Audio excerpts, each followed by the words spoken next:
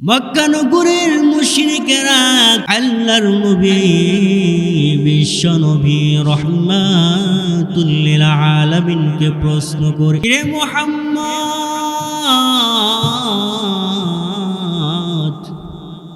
মুহাম্মদ রে, এই পৃথিবীতে যতগুলি মানুষ আছে, প্রতিটা মানুষের পরিবার আছে, বংশধর আছে, মা বাবা আছে, সন্তান সন্ততি আছে রে, ভাই বোন আছে। মুহাম্মদ,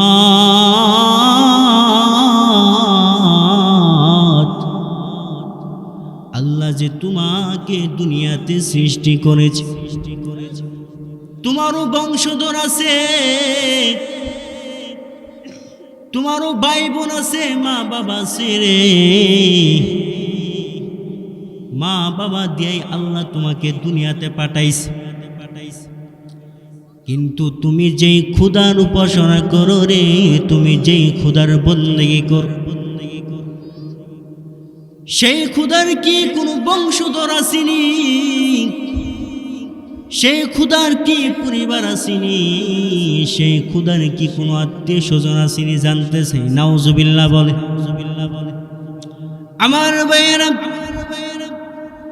আল্লাহর নবী বিশ্ব নবী রহমাতুল লিল আলামিনকে এইভাবে মক্কা নগরীর মুশরিকরা প্রশ্ন করে, মুহাম্মদ রে, সবাইরই বংশধর আছে, পরিবার পরিজন আছে, আত্মীয় স্বজন আছে, কিন্তু মুহাম্মদ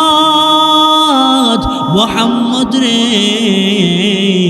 তুমি যেই খোদার উপাসনা করো রে, তুমি যেই খোদার কদমে সেজদায় লুটায়া পড়ো, আমরা জানতে চাই, আমাদের জানার বিষয় হলো, তোমার ওই খোদার কি কোনো বংশধর আসেনি?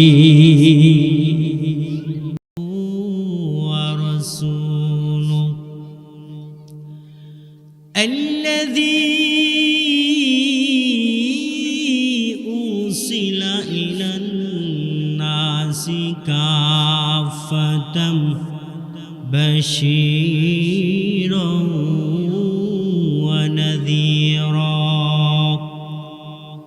وداعيا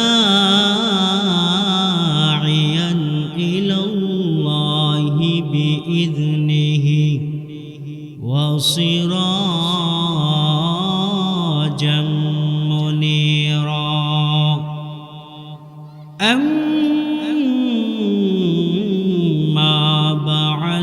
فأعوذ بالله من الشيطان الرجيم. بسم الله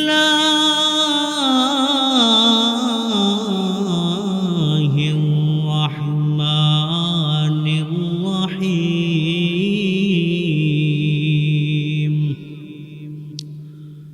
قل هو الله أحد الله الصمد لم يلد ولم يولد ولم يكن له كفوا أحد.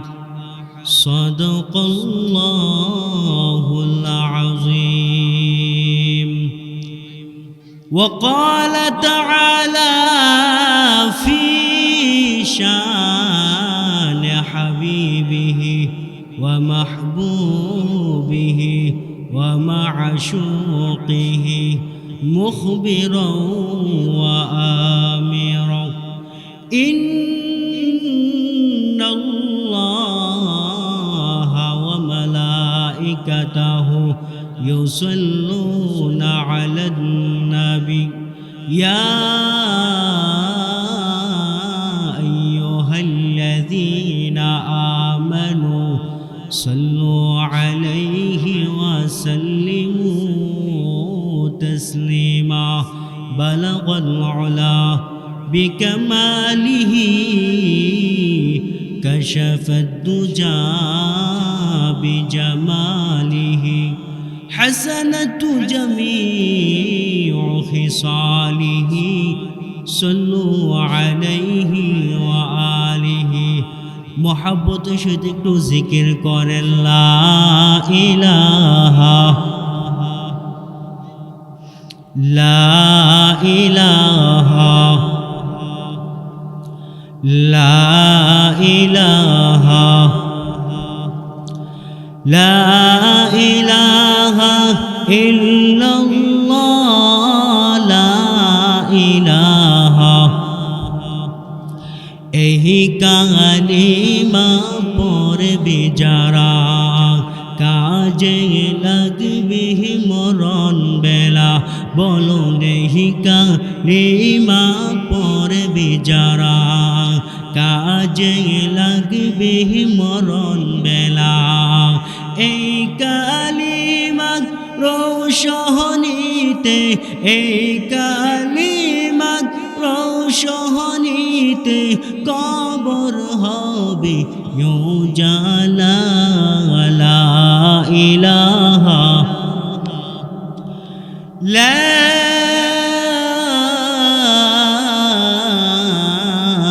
ইলাহা ইল্লাল্লাহ মুহাম্মাদুর রাসূলুল্লাহ সাল্লাল্লাহু আলাইহি ওয়াসাল্লাম।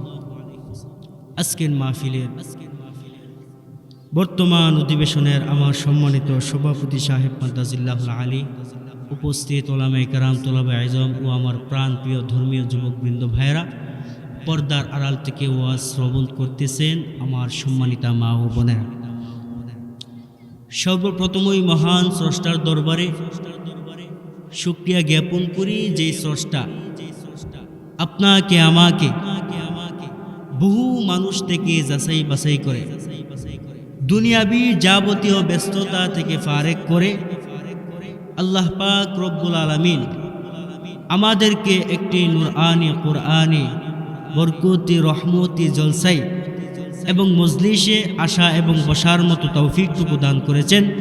সেই জন্য সেই রবের দরবারে অন্তরে অন্তঃস্থল থেকে মহাব্বতের সহিত উচ্চ আওয়াজে এক বাক্যে একবার কালিমাতুশ শুকুর আদায় করে বলি আলহামদুলিল্লাহ। মুহতারাম হাজিরিন, আমি আপনাদের সম্মুখে এমন একটি সূরা তিলাওয়াত করেছি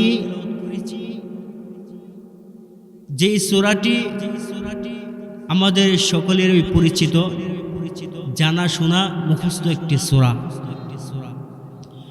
এই সূরার নাম হলো সূরাতুল ইখলাস।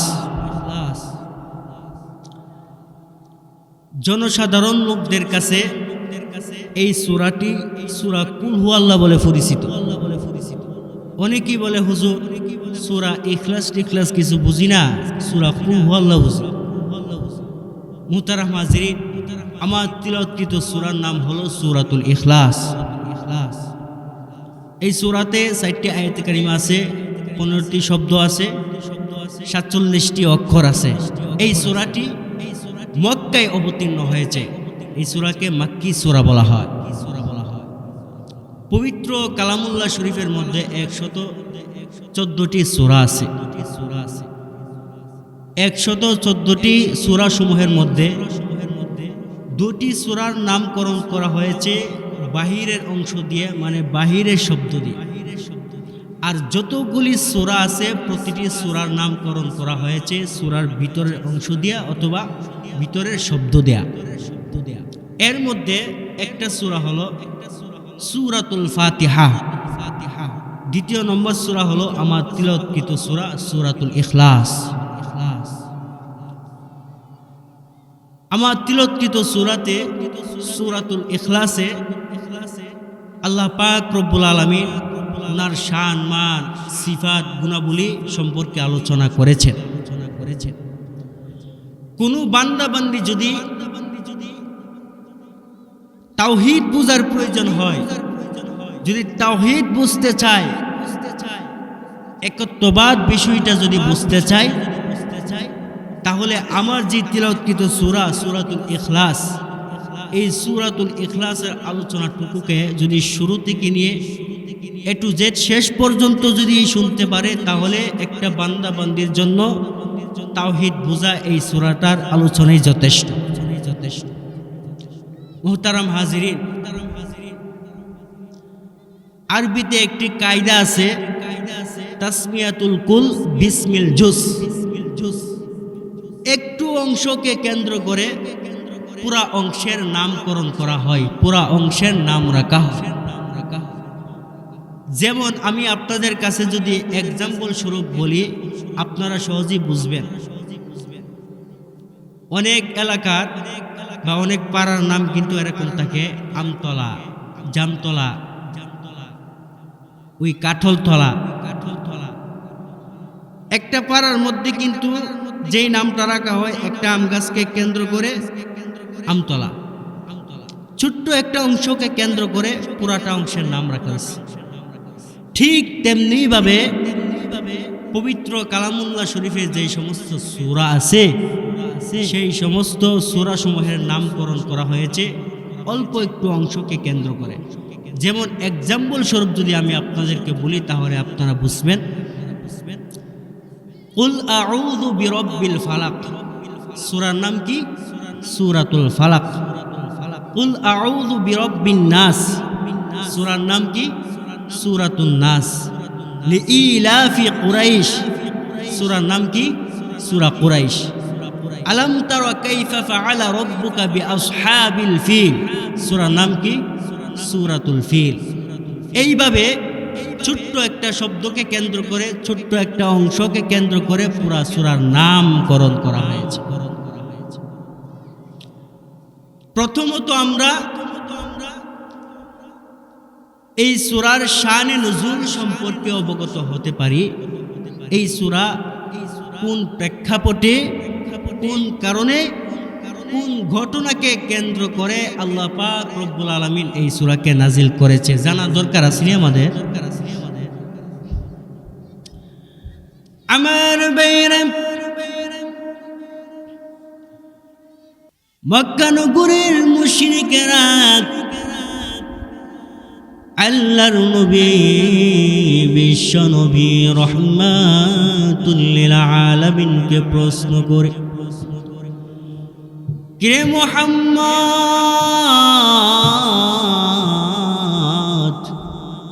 মুহাম্মদ রে,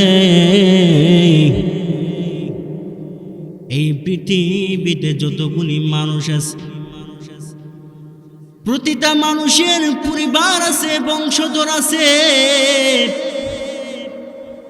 মা বাবা আছে, সন্তান সন্ততি আছে রে, ভাই বোন আছে। মুহাম্মদ,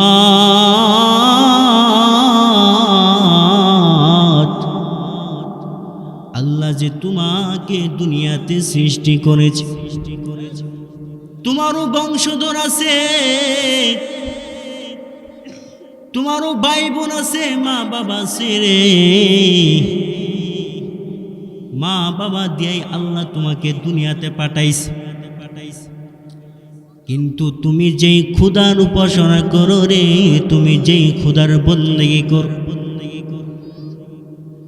সেই খোদার কি কোনো বংশধর আসেনি?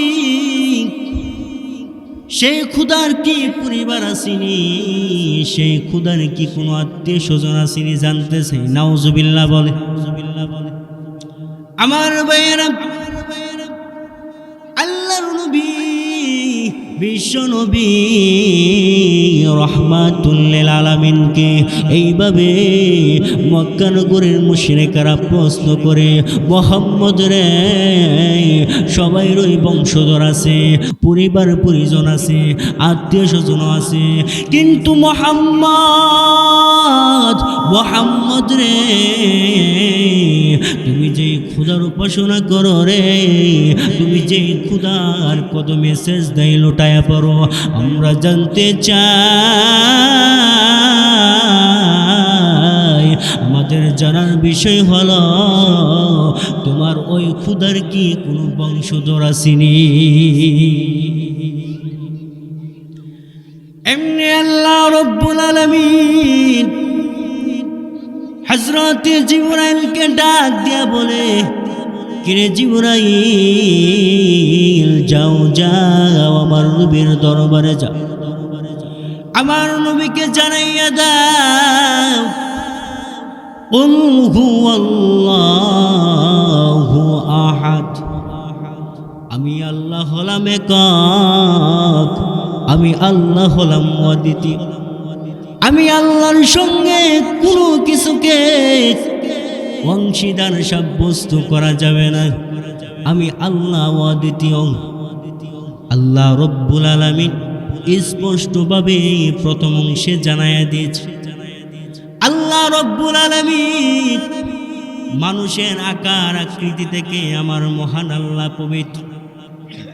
আল্লাহর কোনো হাত নাই, কোনো পা নাই, মানুষের মতো চলাফেরা করে না। মানুষের যত আকার আকৃতি আছে রে, মানুষের যাবতীয় আকার আকৃতি থেকে মহান আল্লাহ হলেন পবিত্র।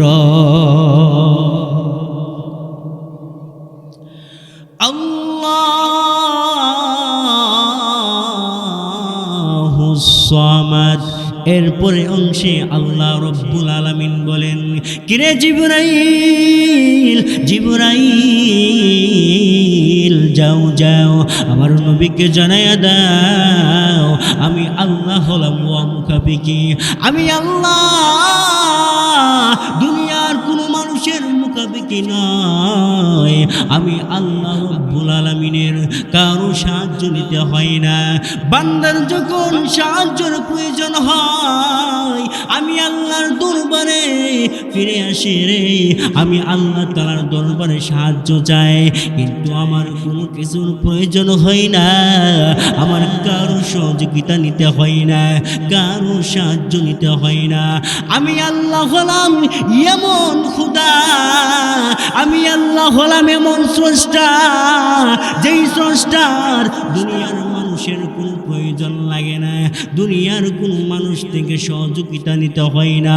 আমি আল্লাহ হলাম এমন খোদা, আমি আল্লাহ নিজেই স্বয়ং সম্পূর্ণ,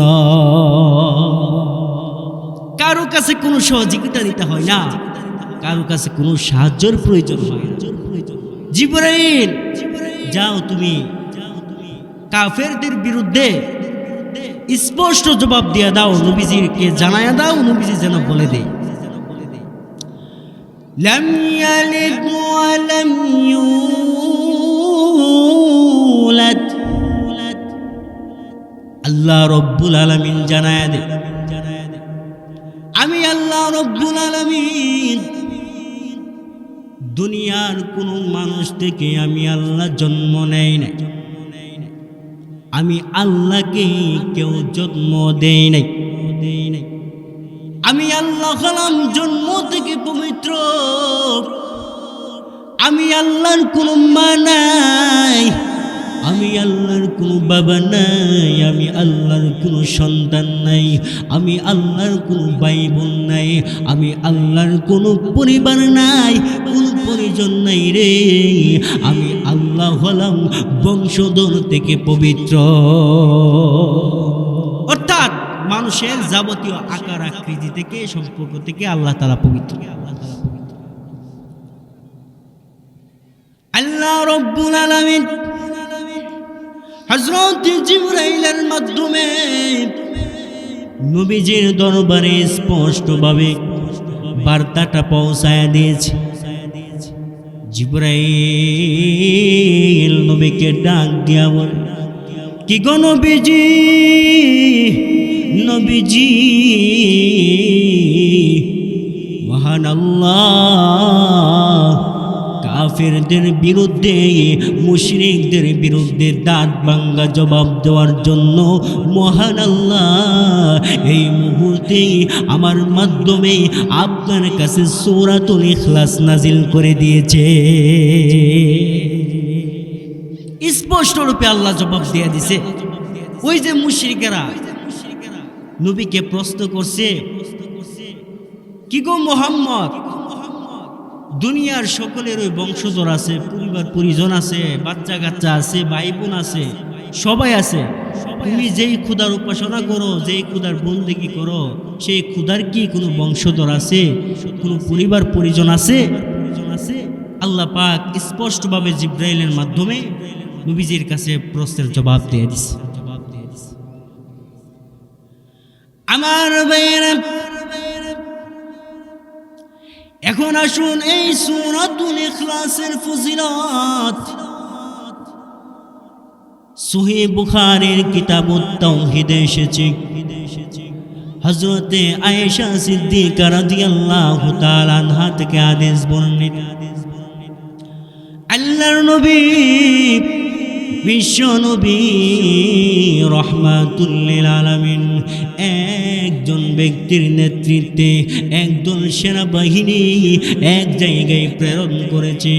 ওই সেনাবাহিনীদের যিনি প্রধান, ওই প্রধান ব্যক্তি যখন নামাজে দাঁড়ায় রে সেনাবাহিনীদেরকে নিয়া যখন নামাজে দাঁড়ায়া যায়, প্রতি রাকাতে সূরাতুল ফাতিহা তিলাওয়াত করার পরে অন্য একটি সূরা যখন পরিবেশন করে, অন্য একটি কেরাত যখন পরিবেশন করে, ওই কেরাতের পরেও আবার সূরাতুল ইখলাস তিলাওয়াত করে।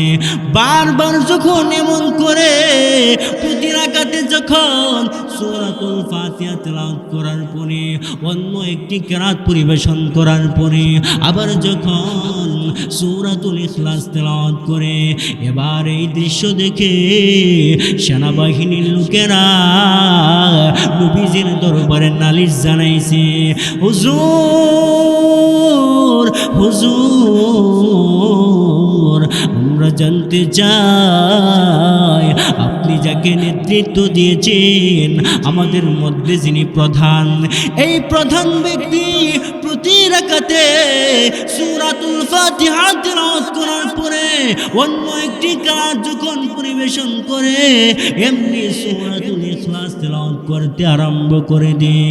কি গো নবীজি, আপনার এই সেনা প্রধান লোকটা কেন বারবার এমন করে, কারণ কি? এবার নবীজি সেনাবাহিনীর লোকদেরকে ডাক দিয়ে বলে, কিরে সেনাবাহিনীর লোকেরা, তোমাদের কি ইচ্ছে, তোমাদের কি জানার ইচ্ছা হয়েছে? তাহলে এই সেনা প্রধান লোকটাকে জিজ্ঞেস করো সে কি কথা বলে। এবার সেনা প্রধান ব্যক্তি নবীজির সামনে সাহাবায়ে কেরামদের সামনে স্পষ্ট রূপে জানাইয়া দিয়েছে, আমি সূরাতুল ইখলাসকে অনেক মহব্বত করি, আমি সূরাতুল ইখলাসকে অনেক ভালোবাসি, এই সূরাতুল ইখলাস তেলাওয়াত করা ব্যতীত আমার নামাজটা আদায় করতে মনে চাই না, আমি এই সূরাতুল ইখলাসকে অনেক পছন্দ করি, এই সূরাতুল ইখলাসকে আমি পরকালীন নাজাত পাওয়ার উসিলায় বেশি বেশি করে তেলাওয়াত করি, এই জন্য আমি প্রতি রাকাতে সূরাতুল ফাতিহা তেলাওয়াত করার পরে আবার একটি কেরাত পরিবেশন করি, একটা কেরাত পরিবেশন করার পরে তারপরে আমি সূরাতুল ইখলাস তেলাওয়াত করতে আরম্ভ করে দিই। এমনি নবীজি সাহাবীদেরকে স্পষ্ট রূপে জানাইয়া দিয়েছে, কিরে সাহাবীরা, আমার এই বান্দা, আমার এই উম্মত আল্লাহর বান্দা সূরাতুল ইখলাসকে মহব্বত করার খাতিরে মহান আল্লাহর এই বান্দার উপরে মহান আল্লাহ রাজি আর খুশি হয়ে গেছে। কারণ কি? সূরাতুল ইখলাসকে যেমন মহব্বত করেছে, যেমন ভালোবেসেছে, ঠিক তেমনি ভাবে এই সূরাতুল ইখলাস বেশি বেশি করে তেলাওয়াত করেছে। সূরাতুল ইখলাসের ফজিলত আসেনি, থাকলে কম না বেশি? অনেক অনেক বেশি। আপনাদের কি অসুবিধা হইতেছে? আপনারা যদি আলোচনা বুঝেন তাহলে হা না না কিছু বইলে উত্তর দেন, একটু জিকির করেন, লা ইলাহা লা ইলাহা সুবহানাল্লাহ ওয়ালহামদুলিল্লাহ লা ইলাহা, মাশাআল্লাহ, মহব্বত বল, সুবহানাল্লাহ ওয়ালহামদুলিল্লাহ লা ইলাহা। আমার চেহেলে মেয়ে বন্ধু বান্ধব আর যত আপনজন, আমার চেহেলে মেয়ে বন্ধু বান্ধব বান্ধব আর যত আপনজন সবাই মিলে রাখবি আমায়, সবাই মিলে রাখবি আমায়, 3.5 হাত মাটির ঘর। সুবহানাল্লাহ।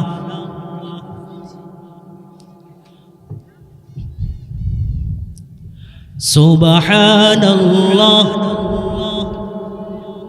তুমি বাঁচাও তুমি মারো, তোমার হাতে জীবন মরণ। তুমি চারা নাই যে মুদের, তুমি চারা নাই যে মুদের কোন পরওয়ারদিগার। সুবহানাল্লাহ। মাশাআল্লাহ, মহব্বতে পড়ুন, আওয়াজ দিয়ে পড়ুন।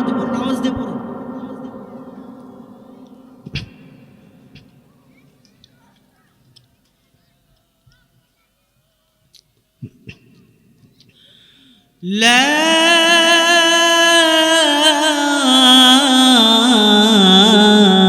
إله إلا الله محمد رسول الله صلى الله عليه وسلم।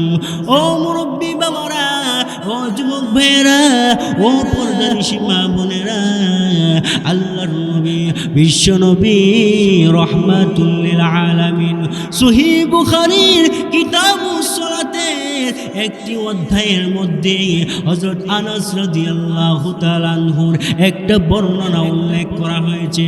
নবীজি, আল্লাহর নবী বিশ্ব নবী রহমাতুল লিল আলামিন বলেন, একজন আনসারী সাহাবী মসজিদে কুবার ইমাম হিসেবে নিযুক্ত হলেন। ওই যে আমাদের সমাজে যে ইমাম সাহেব মসজিদের খেদমতে উপস্থিত হয় না, মসজিদের খেদমতে নিযুক্ত হয়, ঠিক তেমনিভাবে মসজিদে কুবার ইমাম হিসেবে একজন আনসারী সাহাবী নিযুক্ত হয়েছে। আল্লাহর নবীর আনসারী সাহাবী নামাজে দাঁড়াইয়া ওই আনসারী সাহাবী সূরাতুল ফাতিহা তিলাওয়াত করে। সূরাতুল ফাতিহা তিলাওয়াত করার পরে সূরাতুল ইখলাস তিলাওয়াত করে।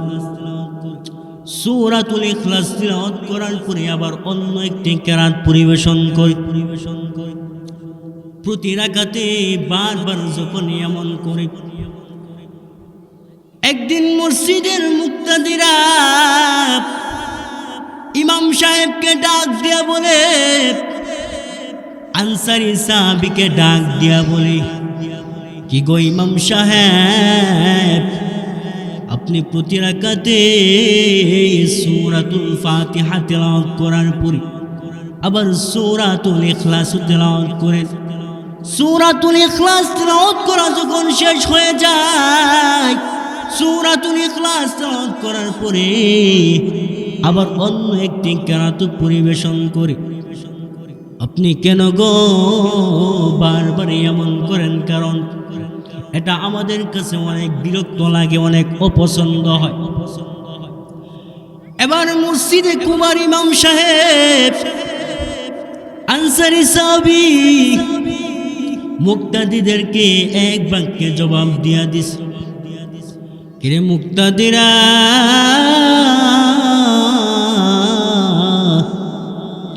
আমি প্রতি রাকাতে সূরাতুল ফাতিহা তেলাওয়াত করার পরে সূরাতুল ইখলাস তেলাওয়াত করব, আবার অন্য একটি কিরাত পরিবেশন করব।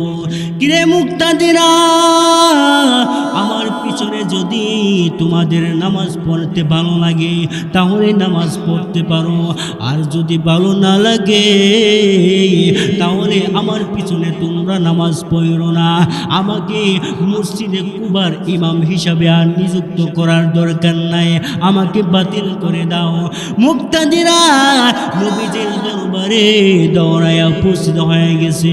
ওগো আল্লাহর নবী, আপনি যাকে মসজিদে কুবার ইমাম হিসাবে নিযুক্ত করেছেন, আপনার আনসারী সাহাবী সূরাতুল ফাতিহা তেলাওয়াত করার পরে আবার সূরাতুল ইখলাস তেলাওয়াত করতে আরম্ভ করে সূরাতুল ইখলাস তেলাওয়াত করার পরে আবার অন্য একটি সূরা আবার অন্য একটি কিরাত পরিবেশন করে ওগো নবীজি এরকম কেন বারবার করে গো আমাদের জানার ইচ্ছা হচ্ছে।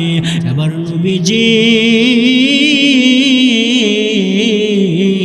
ওই আনসারী সাহাবীকে ডাক দিয়া বলে, কিরে সাহাবী রে তুমি কেন রে বারবার সূরাতুল ফাতিহা তিলাওয়াত করার পরে আবার কেন সূরাতুল ইখলাস তিলাওয়াত করো, আবার কেন একটি কিরাত পরিবেশন করো, এর কারণ কি? ওই সাহাবী বলে, ইয়া রাসূলুল্লাহ ইয়া হাবিবাল্লাহ, ওগো নবীজি আমি সূরাতুল ইখলাসকে অনেক মহব্বত করি, আমি সূরাতুল ইখলাসকে অনেক ভালোবাসি।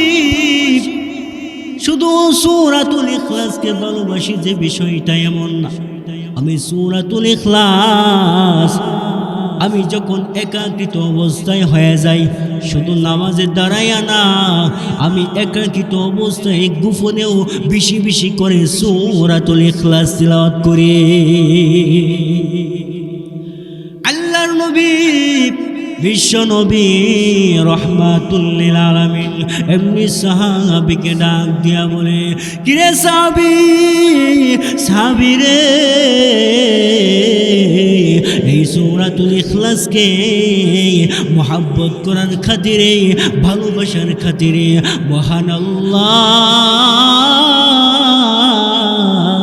জিবরাইলের মাধ্যমে আমি নবীর কাছে ওহী পাঠাইছি। মহান আল্লাহ তুমি সাহাবীকে অনেক ভালোবাসে। কি পরিমাণ ফজিলত, কি পরিমাণ বরকত আল্লাহ রেখে দিয়েছে সূরাতুল ইখলাসের ভিতরে। আমার ভাইয়েরা, আল্লাহর নবী বিশ্ব নবী রহমাতুল লিল আলামিন হাদিস শরীফের মধ্যে উল্লেখ করেছে, কোন বান্দা বান্দি সূরাতুল ইখলাস যদি 3 বার মনোযোগ সহকারে পাঠ করতে পারে, মহান আল্লাহ ওই বান্দা বান্দির নামায়ে আমলের ভিতরে একটা কোরআনের খতমের সওয়াব দান করে দিবে। এই জন্য বেশি বেশি করে সূরাতুল ইখলাস আমাদেরকে তেলাওয়াত করতে হবে। সূরাতুল ইখলাস যদি তেলাওয়াত করতে পারি, মহান আল্লাহ বান্দা বান্দিকে অনেক মহব্বত করবে, অনেক ভালোবাসবে। আল্লাহর নবী স্পষ্ট রূপে উম্মতদেরকে জানায়া দিয়েছে, কে উম্মতেরা এই সূরাতুল ইখলাস যদি কোনো মুর্দার কবরের পাশে দাঁড়াইয়া এই সূরাতুল ইখলাস যদি তিলাওয়াত করা হয়, মহান আল্লাহ এই সূরাতুল ইখলাস তিলাওয়াত করার খাতিরে মহান আল্লাহ ওই মুর্দার কবরস্থ ব্যক্তির কবরের আযাবকে বন্ধ করে দে। এখন চিন্তা করে এই সূরার কি পরিমাণ ফজিলত। আমরা এই সূরা তিলাওয়াত করি, ইমাম সাহেবের পিছনে দাঁড়ায়ও এই সূরা তিলাওয়াত অনেকবার শুনছি, কিন্তু একটা বার এই সূরার অর্থ কি, এই সূরার ব্যাখ্যা কি, এই সূরার শানে নজুল কি, এই সূরার ফজিলত কি, একটাবার জানার এবং বোঝার চেষ্টা করলাম। বড়ই আফসোস লাগে ও মুরব্বী বাবারা, এখানে যারা বসে আছেন, আমি আপনাদেরকেই বলি, আমাদের অনেকের বয়স হয়ে গেছে 50, অনেকের বয়স হয়ে গেছে 65, অনেকের বয়স আবার 70 হয়ে গেছে। বড় আফসোস আর দুঃখের বিষয় হলো এখনো পর্যন্ত আমরা কোরআনের যেসব সূরা নামাজে তিলাওয়াত করি সেই সমস্ত সূরাগুলি সঠিকভাবে আমরা উচ্চারণ করতে পারি না, চেষ্টাও করি না। আপনাকে চেষ্টা করতেই হবে, আল্লাহ পাক আপনাকে সময় দিছে, আপনাকে সুস্থতার নামক নিয়ামত দিছে, আপনাকে মাধ্যম পর্যন্ত দিয়েছে। এতগুলি সুযোগ পাওয়ার পরেও যদি আপনি সূরাগুলি সঠিকভাবে উচ্চারণতার সহিত যদি আপনি শিখতে না পারেন, তাহলে আল্লাহর কাছে অবশ্যই একদিন আল্লাহর আদালতের খাটগড়ায় দাঁড়াইয়া আপনাকে কঠিন থেকে কঠিন হিসাব দিতেই হবে। ওই দিন কোনো জবাব পাবেন না, কোনো উসিলা, কোনো অজুহাত দিয়ে বাঁচার কোনো সুযোগ নাই। আপনাকে ধরবেন, কঠিনভাবে আপনাকে ধরা হবে। বান্দা, তোমাকে আমি আল্লাহ দয়া কইরা, রহম কইরা, মায়া কইরা তোমাকে আমি আল্লাহ এত সুযোগ দিছিলাম। তুমি দুনিয়ার যাবতীয় কাজ করতে পারছো, অনেক ব্যস্ততার মধ্যে ছিলা। তুমি কি আমার কোরআনের সূরাগুলি সুই শুদ্ধ কইরা শিখার জন্য একটু সময় দিতে পারলা না? আমার ভাইরা, এই মুসলমান, এই সমস্ত সূরা যদি তিলাওয়াত করে যেতে পারি, আল্লাহর কোরআন যদি তিলাওয়াত করে, আল্লাহর কোরআনকে যদি মহাব্বত করে অন্তরে ঢুকাইয়া যদি আপনি আমি দুনিয়া থেকে বিদায় হতে পারি, সূরাতুল ইখলাসের মহব্বত আর ভালোবাসা নিয়ে যদি দুনিয়া থেকে বিদায় হতে পারি রে, আল্লাহ রব্বুল আলামিন বলে, আমার এই বান্দার চেষ্টা আর মেহনতের খাতিরে আমি মহান আল্লাহ পরকালে কোরআন শিক্ষার কারণে আর আমার এই সূরাতুল ইখলাসকে মহব্বত করার খাতিরে আমি মহান আল্লাহ ওই সমস্ত বান্দা বান্দিকে নাজাতের ফয়সালা করে দিব। আপনি নাজাত পাবেন। আল্লাহ পাক পরকালে এক একটা উসিলা তালাশ করবে, এক একটা মাধ্যম তালাশ করবে। যদি এক একটা উসিলা, এক একটা মাধ্যম পায়, এতেও আল্লাহ পাক আপনাকে নাজাত নামক নিয়ামত দিতে পারে। এই জন্য সময় থাকতে, সুযোগ থাকতে আপনার আমার ঈমান আর আমলকে মজবুত করতে হবে। সময় চলে গেলে আফসোস করতে হবে, আক্ষেপ করতে হবে, আর একটা সেকেন্ড সময় আপনাকে দেওয়া হবে। আমার ভাইরা, এই জন্য বুদ্ধিমান আর আকল মন সমজদার তো তারাই যারা দুনিয়ার পাগল না হইয়া, যারা পরকালের প্রতি পাগল হয়ে যায়, দুনিয়ার জীবনটাকে চাকচিক্য না করে পরকাল থেকে চাকচিক্য করতে শিখি। আল্লাহ রব্বুল আলামিন ওই সমস্ত বান্দা বান্দিকে ডাক দিয়া বলে, কিরে বান্দা বান্দি, আমি আল্লাহ তোমাকে অনেক সুযোগ দিয়েছিলাম, তোমাকে অনেক সময় দিয়েছিলাম। এই সময় আর সুযোগ পাইয়া আমি মহান আল্লাহকে তুমি সন্তুষ্ট করে দুনিয়া থেকে বিদায় হইয়া তুমি অন্ধকার কবরের বাসিন্দা হয়ে গেছো। আমি আল্লাহ তোমার উপর সন্তুষ্ট হয়ে গেছি রে। আমি আল্লাহ তোমার জন্য কবরের প্রথম গাটিটাকে আমি আল্লাহ সহজ করে দিলাম। কবরের প্রথম গাটি যার জন্য সহজ হবে, নবী করিম সাল্লাল্লাহু আলাইহি ওয়াসাল্লাম হাদিস শরীফের মধ্যে উল্লেখ করেছে, বাকি পরবর্তী যে ঘাটিগুলো আছে আল্লাহ তাআলা ওই বান্দাবান্দির জন্য প্রথম ঘাটি সহজ হওয়ার খাতিরে পরবর্তী ঘাটিগুলোকে আল্লাহ সহজ করে। এই জন্য কবরের প্রথম ঘাটিকে যদি সহজ করতে হয়, কোরআন তেলাওয়াত করার দরকার আসেনি? উলামায়ে কেরামদেরকে মহব্বত করার দরকার আসেনি? সঠিকভাবে পাঁচ ওয়াক্ত নামাজ জামাতের সহিত মসজিদে গিয়া উপযুক্ত ইমামের পিছনে পড়ার দরকার আসেনি? আহা, খুব আফসোস লাগে। চতুর্দিকে আজান হয়, মুয়াজ্জিনে দৈনিক 5 বার স্মরণ করে, ও আল্লাহর বান্দা বান্দি নামাজ কায়েম করো। বান্দাদেরকে ডাকে, আসো আল্লাহ ডাকে আমার দিকে আসো, ফিরে আসো। বান্দারে আমি একবার দুইবার না, 5 ওয়াক্ত আমি আল্লাহ তোমার জন্য অপেক্ষা করতে থাকি। আমি আল্লাহ তোমার জন্য অপেক্ষা করতে থাকি, তুমি কবে আসবা মসজিদে, আর আমি আল্লাহ তাআলার দরবারে তুমি হাজিরা দিবে। আল্লাহ পাক বান্দার জন্য অপেক্ষা করে। বান্দাকে আল্লাহ পাক অনেক মহব্বত করে।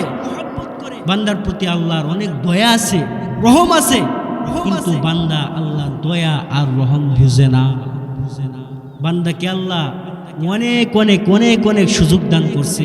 এই সুযোগে যদি বান্দা কোনো কিছু করে, ঈমান আমলকে যদি মজবুত করে দুনিয়া থেকে বিদায় হতে পারে, আল্লাহ পাক রব্বুল আলামিন পরকালে ওই বান্দা বান্দির সঙ্গী আর সাথী হয়ে যাবে। সুবহানাল্লাহ। মুহতারাম হাজিরিন, আপনাদের মেহমান এসে গেছে। আমার আলোচনার সময় এখানেই শেষ। আমি আপনাদের সদা সর্বদা সর্ব অবস্থায় সুস্থতা ও নেক হায়াত কামনা করে বিদায় নিচ্ছি। আসসালামু আলাইকুম ওয়া রাহমাতুল্লাহি ওয়া বারাকাতুহু।